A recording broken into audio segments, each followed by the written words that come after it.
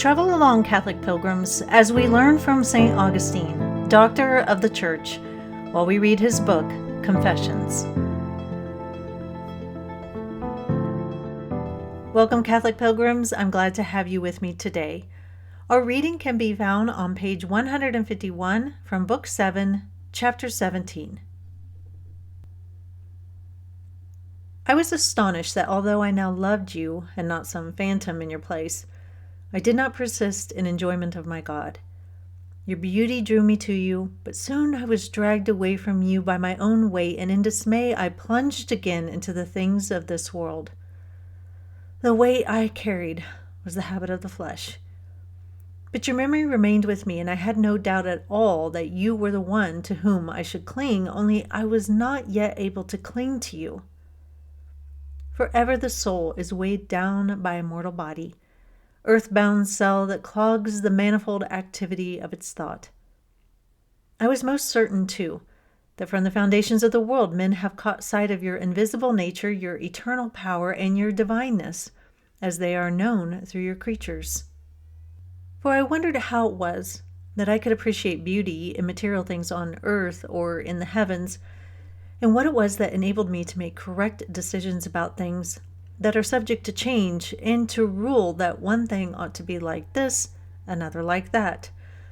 I wondered how it was that I was able to judge them in this way, and I realized that above my own mind, which was liable to change, there was the never-changing true eternity of truth. So, step by step, my thoughts moved on from the consideration of material things to the soul, which perceives things through the senses of the body, and then to the soul's inner power, to which the bodily senses communicate external facts. Beyond this, dumb animals cannot go. The next stage is the power of reason, to which the facts communicated by the bodily senses are subjected for judgment. This power of reason, realizing that in me it too was liable to change, led me on to consider the source of its own understanding.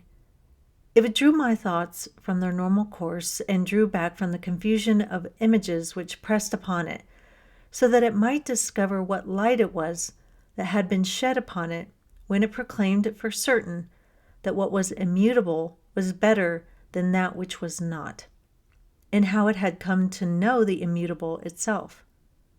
For unless, by some means, it had known the immutable, it could not possibly have been certain that it was preferable to the mutable. And so, in an instant of awe, my mind attained to the sight of the God who is. Then, at last, I caught sight of your invisible nature, as it is known through your creatures. But I had no strength to fix my gaze upon them. In my weakness, I recoiled and fell back into my old ways, carrying with me nothing but the memory of something that I loved and longed for, as though I had sensed the fragrance of the fair, but was not yet able to eat it.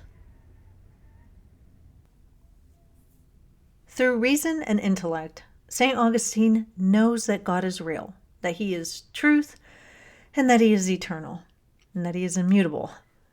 He writes that he's moved past just considering the material things of the world, which was what he was doing with the Manichees, to now considering the soul's ability to reason. He says, so step by step my thoughts moved on from the consideration of material things to the soul, which perceives things through the senses of the body, and then to the soul's inner power, to which the bodily senses communicate external facts. Unquote. He goes on, quote, beyond this, dumb animals cannot go. The next stage is the power of reason, to which the facts communicated by the bodily senses are submitted for judgment. Unquote. So we've talked about this when we were talking about the different types of souls between plants and animals and humans. Obviously, plants don't use a higher power of reason, and also animals don't have that rational soul where they can reason things out and make judgment calls the way that we humans can.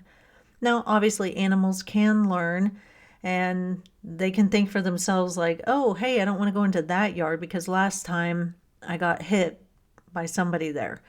I'm not going in there, but they can't make judgment calls about things and raise their minds to a higher order of thinking. St. Augustine here is realizing and understanding that there are things that we can think about and things that we can know, like truth, beauty, God, those types of things, that aren't necessarily in the material world. They're not tangible material items. And he realizes now that our minds as humans can go to a higher level and we can understand that God is truth. So he's getting this all figured out. That's good. But what we see here is he's still struggling with the flesh. He is still struggling, I think, probably with lust.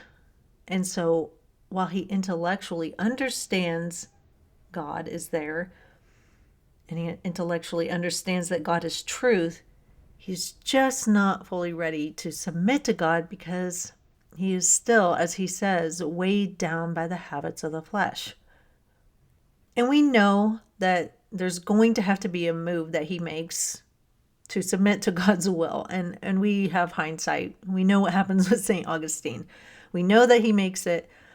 And it's interesting, though, to see him struggle with this. And I think, again, this is something that's probably very relatable to people. Somebody knows that God is there. Yes, you know that he's there, and you know you should fully follow him, and you may even love him. But you just struggle to give up certain sins that either you've been engaging in for a very long time or that you just find so very pleasurable, and you can't quite trust that in giving them up, God will be able to fulfill you in an even greater way. And so I think that's what we are seeing him struggle with here today. But we will pause here for today, Catholic Pilgrims. I will see you back here for chapter 18, but until then, live the faith boldly and travel well.